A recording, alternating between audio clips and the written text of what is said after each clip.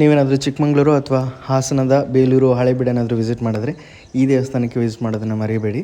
ಇದು ಬೇಲೂರು ಹಳೇಬೀಡಿಂದ ಒಂದು 10 ಕಿಲೋಮೀಟರ್ ದೂರ ಇದೆ ಮತ್ತು ಚಿಕ್ಕಮಗಳೂರಿಂದ ಒಂದು 36 ಕಿಲೋಮೀಟರ್ ದೂರ ಇದೆ. ಬೇಲೂರು ಹಳೇಬೀಡಲ್ಲಿರುವಂತಹ ಐತಿಹಾಸಿಕ ದೇವಾಲಯಗಳಷ್ಟೇ ಅದ್ಭುತವಾಗಿ ಇಲ್ಲಿರುವಂಥ ದೇವಾಲಯಗಳಿದೆ.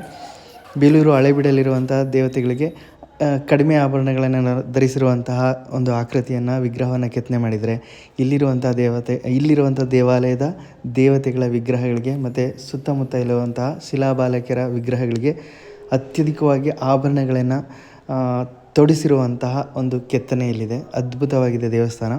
ಸೊ ಈ ದೇವಸ್ಥಾನವನ್ನು ನೀವು ಚಿಕ್ಕಮಗಳೂರು ಅಥವಾ ಹಾಸನ ಅಥವಾ ಬೇಲೂರು ಹಳೇಬೀಡು ವಿಸಿಟ್ ಮಾಡಿದ್ರೆ ಇದನ್ನು ವಿಸಿಟ್ ಮಾಡೋದನ್ನು ಮರೀಲೇಬೇಡಿ.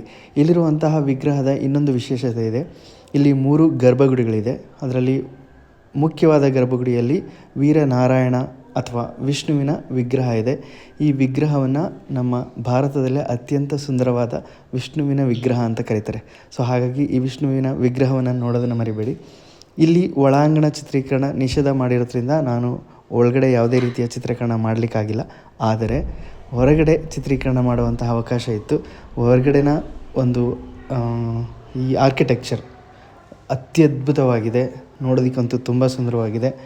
ಸೊ ನೀವು ನೋಡಿ, ನಾನು ದೇವಸ್ಥಾನದ ಸುತ್ತ ಒಂದು ಸುತ್ತ ಬಂದು ಇಲ್ಲಿ ವಿಡಿಯೋ ಮಾಡಿದ್ದೀನಿ. ಇಲ್ಲಿರುವಂತಹ ಅದ್ಭುತ ಕಲಾಕೃತಿಗಳನ್ನು ನೋಡಿ, ಅದ್ಭುತ ಆರ್ಕಿಟೆಕ್ಚರ್ನ ನೋಡಿ. ಈ ಆರ್ಕಿಟೆಕ್ಚರ್ ಕೆತ್ತನೆ ಮಾಡಿರೋದು ನಮ್ಮ ಹೊಯ್ಸಳರೇ. ಬೇಲೂರು ಹಳೇಬೀಡಲ್ಲಿರುವಂಥ ದೇವಾಲಯಗಳಲ್ಲಿ ಕೆತ್ತನೆ ಮಾಡಿರುವಂತಹ ಆರ್ಕಿಟೆಕ್ಟ್ಸ್ ಇಲ್ಲೂ ಕೂಡ ಕೆತ್ತನೆ ಮಾಡಿದ್ದಾರೆ.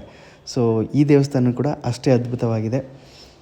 ನನಗನ್ನಿಸ್ತು ಈ ದೇವಸ್ಥಾನ ವಿಸಿಟ್ ಮಾಡಿದ್ಮೇಲೆ ಬೇಲೂರು ಹಳೇಬೀಡಲ್ಲಿರುವಂತಹ ದೇವಸ್ಥಾನಗಳಿಗಿಂತಲೂ ನನಗೆ ಈ ದೇವಸ್ಥಾನ ಜಾಸ್ತಿ ಇಷ್ಟ ಆಯಿತು.